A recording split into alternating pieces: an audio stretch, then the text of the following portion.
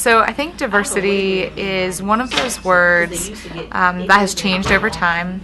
I think our language has evolved to have a more sophisticated understanding of strategies and climate and things like that. When I really think about what we want to be talking about in multicultural programs and services, it's beyond diversity.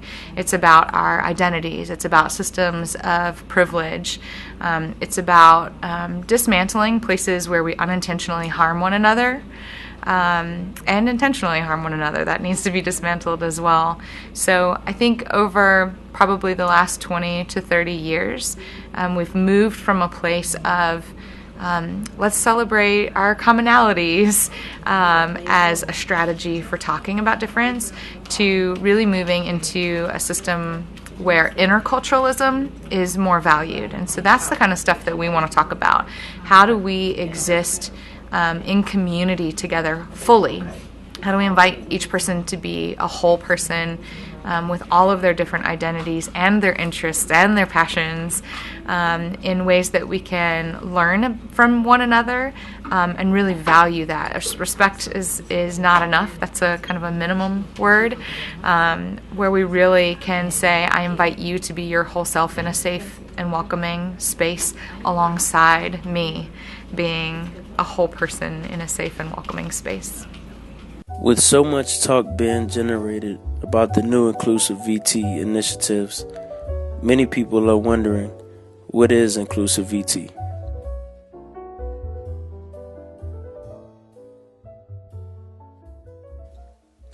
Inclusive VT is the new organizational structure for inclusion and diversity, which was adopted by Virginia Tech on June 30th, 2014. Inclusive VT was a result from the efforts of a task force on inclusive excellence, which was charged to consider successful analogous structures at peer institutions. It was theorized as a framework that creates active, intentional engagement of Virginia Tech communities. It was said that the model would invoke the efforts of every student, staff, and faculty member to take personal and collective responsibility for inclusive excellence at Virginia Tech. This new organizational structure was introduced to the public at a forum on September 29, 2014, which generated 41 pages of notes. Since then, Inclusive VT has followed up with events like the Let's Talk Forum on December 11th and another event which was April 3rd, strictly for the Inclusive VT Advisory Committee. All the talk that has been generated has led to a release of over 87 initiatives which can be used to assess the goals of Inclusive VT. The name has really generated a buzz since it was first introduced to the public. It's a very catchy name, and it makes one wants to know what is Virginia Tech efforts to make this campus a more inclusive space. The Inclusive VT structure really took off during times of tension on this campus, in which there were nationwide protests in response to the killings of unarmed teenagers who were black males, Michael Brown, Eric Garner, Tamir Rice. While some people may have been led to believe that Inclusive VT was a response to these heightened tensions on campus, as I said before, there's evidence that the talks of Inclusive VT were in the works since the summer of 2014. The Virginia Tech community has a history of introducing conversations which focus on inclusion and diversity. It is important to note that there has always been a push for diversity here at Virginia Tech, but there hasn't always been the question of how effective is this effort and is it actually creating change?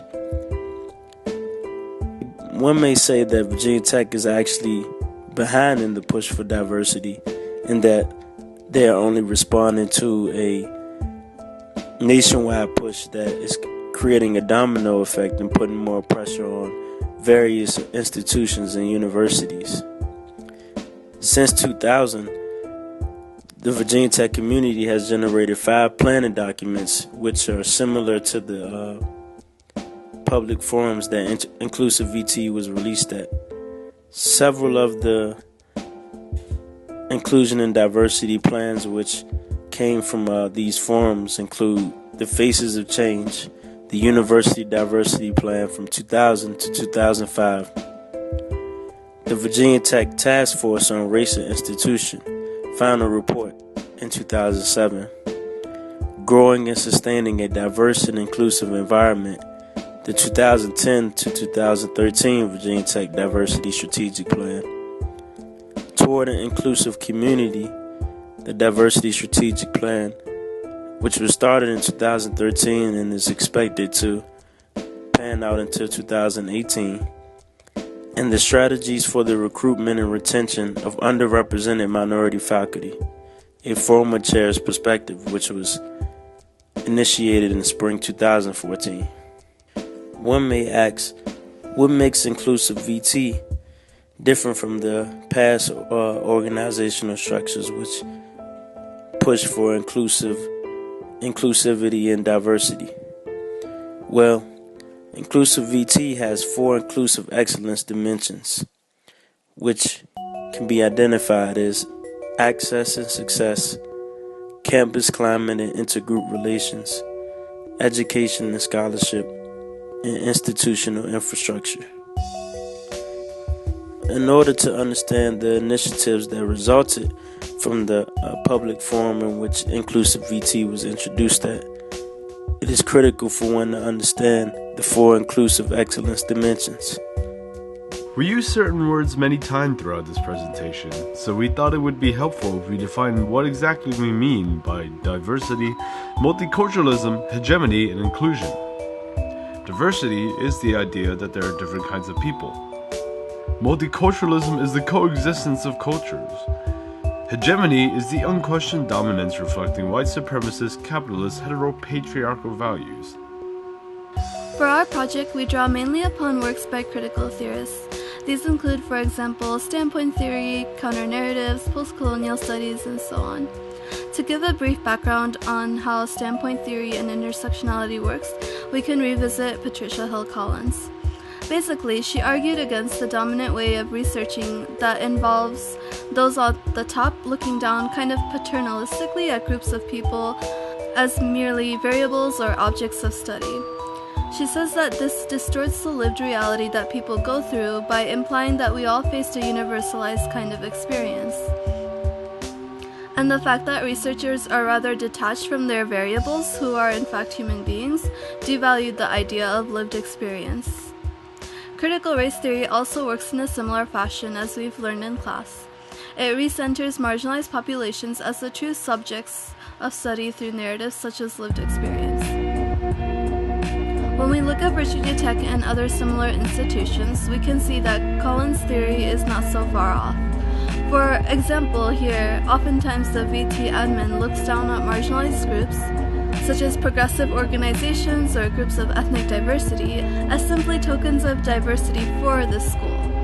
Our experiences with administration have been, for the most part, them taking our views into account only when it benefits them and their image, which is also an example of interest convergence. Moreover, since the administration falsely sets itself as apolitical and unbiased, it universalizes our experiences and ends up making decisions for us. Our thesis is that the framework must be shifted. As critical theorists have insisted, there is no such thing as being unbiased or objective because our institutions, and even Virginia Tech, were founded upon oppressive structures and hierarchies, which today perpetuates this sort of hegemony, unless we really question it. So the effort to destabilize the political infrastructure is kind of pointless because certain types of unquestioned dominance already reside within the university in the first place.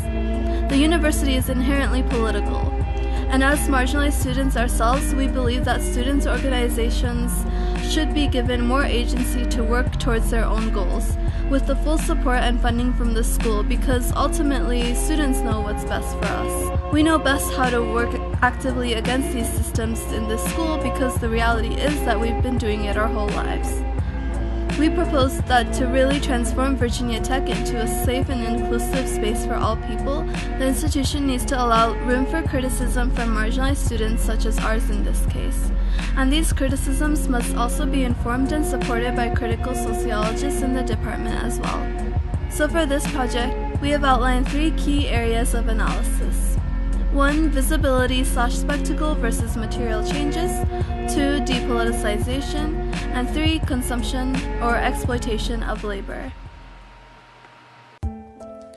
Our first key argument is the visibility/spectacle versus material changes argument.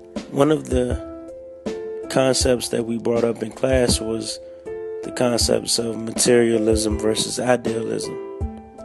And if we put those into a context of diversity and inclusion, we have to ask the question is diversity materialistic or idealistic? If we're looking at diversity as materialistic, then we need to look at concrete things like numbers. How many people of color are being admitted into college institutions, into Virginia Tech specifically? What's the feedback that Virginia Tech is receiving about the experience of a person of color at Virginia Tech? However, if we look at diversity on the idealistic side, then it's the idea that, well, if people are more aware of diversity, then they're more likely to push towards it. If we introduce more people to diversity, then they're more likely to educate themselves and put themselves in more situations to encounter people from diverse backgrounds. It's kind of like the idea that you think what you are. So if you think about diversity more, then maybe one can accept the idea that Virginia Tech is a diverse institution more. And one could argue that we approach diversity and inclusion here with the idealistic point of view, because there are many people who will argue with you today and say that Virginia Tech is a diverse institution. And the reality is that that's a result of hearing that for so long and basically coming to believe that thought. But what about the lived experience of a person from a diverse background on this campus? Where's that representation? One thing that's evident here at Virginia Tech is that there's always some diversity on display. I mean, take a look on the Virginia Tech websites. Even, for example, this inclusive VT document, past, present, and future. There are always images to be displayed that tend to portray Virginia Tech with a diverse image. And there's always this idea that Virginia Tech is diverse. It's an idea that has been pushed with a certain agenda historically. The inclusive VT structure is organized with President Timothy Sands as the chair. And then he also has an Inclusion and Diversity Executive Council, as well as 6 inclusion coordinators. If we look on the Inclusive VT website and look at the representation in the President's Inclusion and Diversity Executive Council, we see that there's a presence of about 4 minorities, which is only what we could tell from looking at it, visibly. And while there may not be that many, but that may be enough to satisfy someone who only wants to look at the surface level and look at the color of someone's skin. The point of this project is to explore beyond that surface level of diversity and see what the inclusive VT structure and framework is really achieving. In order to hold inclusive VT up to a high standard and critically evaluate its performance, we must ask the question: is Virginia Tech valuing the image of the school over lived experience? Which one is more critical? It's easy. It's an easy answer. We know that experience is one of the best teachers, and that we can learn a lot from it. But how many people of color, people from diverse backgrounds, are having a chance to voice that experience to people who matter, to professionals? Where's the representation of students on this in this inclusive VT structure? And we are aware that there is an upcoming event for inclusive VT, which is the Inclusive VT Student Forum for the student advisory community. But how well is this advertised? Will this event target certain students, or is it open to the general public? Admittingly, it is also our responsibility to advertise this event and spread the word and to get it out there. But even after this event, it's vital to follow up and see how much students can play a role in the university's push for diversity and inclusion. One of the first steps to education is awareness. Virginia Tech is constantly trying to make people aware of different cultures, but there's almost a sense of diversity being on display.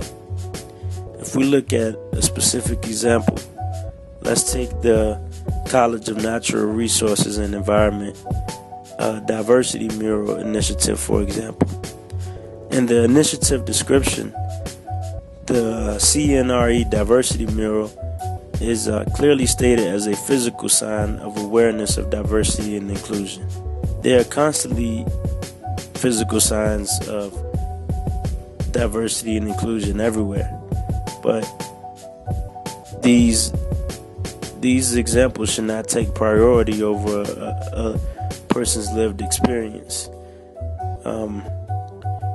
We want to push for more initiatives where people are actually being exposed to the description of experiences of diverse people, and not just where they can be displayed as a mural, something you can walk past and step into when you want to and back away when you want to. The College of Natural Resources and Environment Cultures Initiative clearly states that awareness is the first step toward inclusion. It describes cultures as an organized event in the college to bring awareness and recognition to the many cultures represented within the college.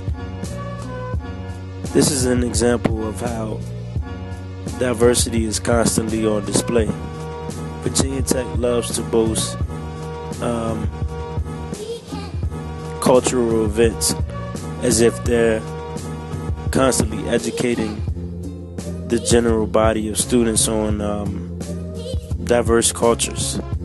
But there needs to be some type of evaluation, some type of follow-up of what people learn here. Are people going for like extra credit events, or are these people genuinely interested? We have to ask the question of whether they are actually learning something about these cultures and actually interacting with people from these cultures to learn more about people of color's experience, and actually getting a dose of diversity.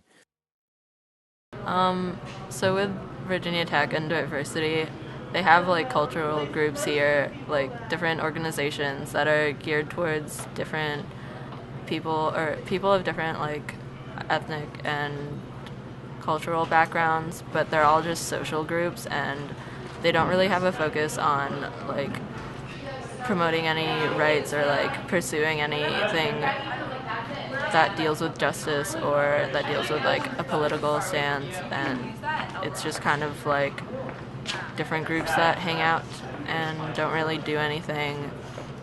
And they also just like they have different shows that just promote their culture, but their culture is promoted to a group that's like primarily white people, so it's not really something that's just like helping them. It's just kind of feeding into white culture and just just making it so it's like digestible to people that aren't from their background and not really like helping them learn. Or I personally don't feel like it helps them learn. It's just kind of like another thing to go to and just another thing to like watch and be entertained by and not like care about the issues that deal with their country or anything. So there really isn't like a political stance with any of these organizations. Yeah.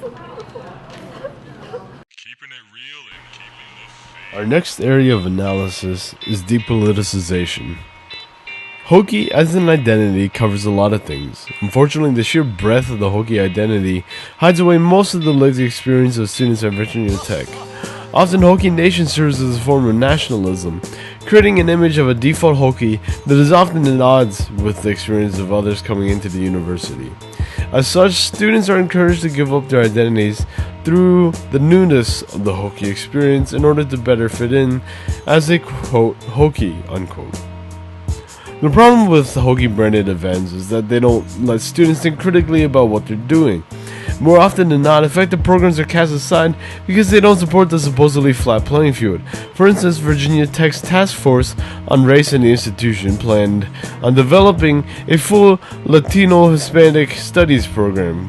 Following 2007, however, the task force moved towards a more globalized view, which, when taking into account the context of a Western imperial corporatized institution, drives further reinforcement of oppressive hegemonic structures. Common books are also prone to being depoliticized as something to be read and taken in uncritically. For the past couple years, common books have been focused primarily on Western savior narratives, where socio-political contexts are ignored in favor of the spectacle of a Westerner, quote, saving the global South from evil.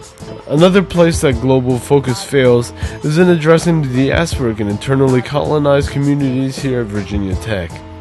More often than not, these communities do not have the adequate resources provided from the institution to understand their position within white supremacy.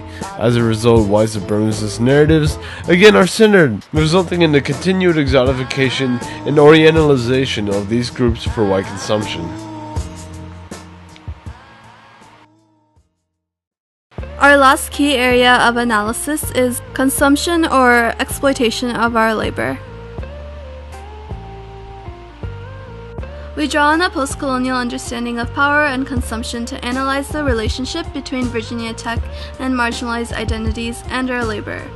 Sometimes people think that colonialism is a thing of the past, but that's not true. In the case of Virginia Tech, even today, we can still point out a form of colonialism disguised within hierarchies between privileged members within administration and marginalized students. As we know it, colonialism is a mechanism that extracts and exploits resources from the marginalized population in order to benefit the elite. In a similar way, those at the top of this institution tend to rely on the students' labor to generate and brand an image of diversity. Let's take the case of these diversity forums, for example. The outsourcing of efforts to a small cohort of informed and engaged community members and students puts the responsibility for diversity and inclusion solely on us. We think that this deflects the responsibility because really, in the case of diversity and lived experience, it should be the administration coming out to our workshops and in turn honoring our feedback to create substantial change.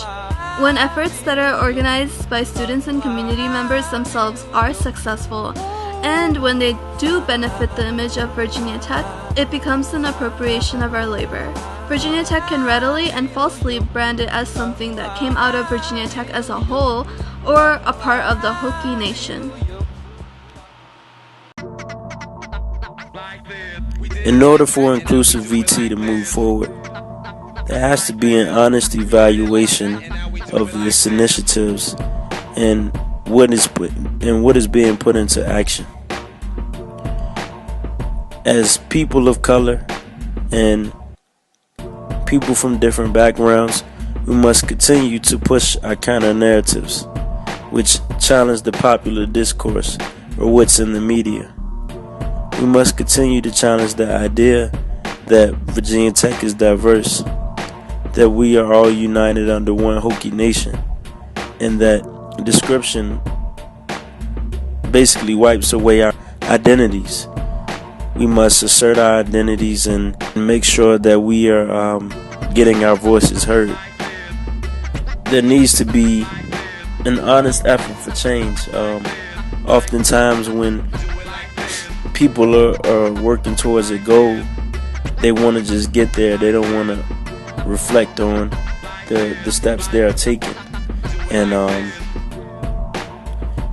while we applaud the university for taking yet another step towards initiating a diversity and inclusion plan, we must continue to hold them accountable, and we must make sure that counter narratives are heard from people of color who state their lived experience here, that they feel isolated when they walk across the drill field, that they feel isolated in their classrooms, that even when people are educating themselves on their culture, they feel like it's more of a reason for consumption, and that for instance, when you sit in the classroom and you see the majority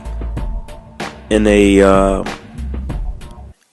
class like Intro to African American Studies, that they're there just to get that grade and that's it, that they're not there to actually take something from it.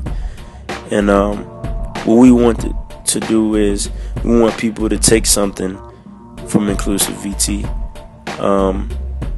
We want people to take something from our experience. So we must continue to push the notion that Virginia Tech is indeed not a diverse institution. We have a long way to go. We are far behind in the efforts of recruitment for diversity in our institution.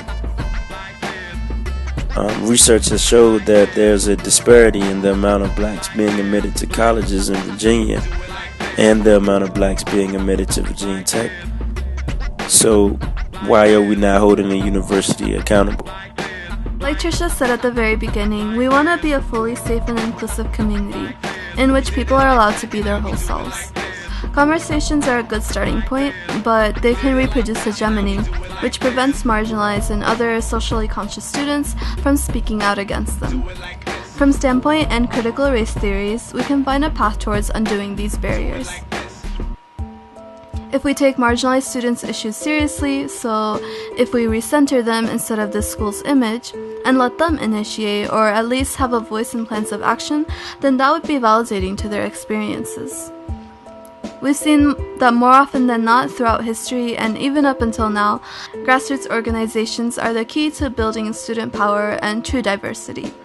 They are always the root of a transformative kind of justice. Grassroots organizations have the ability to reprioritize marginalized identities, and they can go against pre-existing hegemony that exists in these institutions, such as the school. In order to move forward against these structures, we propose that conversations led by inclusivity and organizations, 1. Allow students with marginalized identities to speak first, so this creates a space where lived experience is prioritized. 2, ensure that any kind of statement that affirms or even regurgitates power structures are not ignored. So, for example, always teach in a way where students are fully aware of how systems of oppression function on an institutional level. And if someone says something problematic, address that immediately instead of letting it go. And 3, research issues that oftentimes people might not have been exposed to, and plant informed speakers in the audience so that questions can be brought about related to these issues. This can evoke critical thinking and hopefully further a motivation to participate in social justice causes. Diversity, safe spaces, inclusivity, and legitimization of social justice actions shouldn't be something that we keep in the back of our minds. It should be at the forefront, and we should always be contesting it, because, as we've learned in class, oppression can and will reproduce itself to prevent these things from truly happening. These systems and structural barriers are inherent to the foundation of society, as well as Virginia Tech itself, and so we believe that critical thinking and the reprioritization of marginalized identities is necessary if we're going to be working as agents of social change to bring about justice.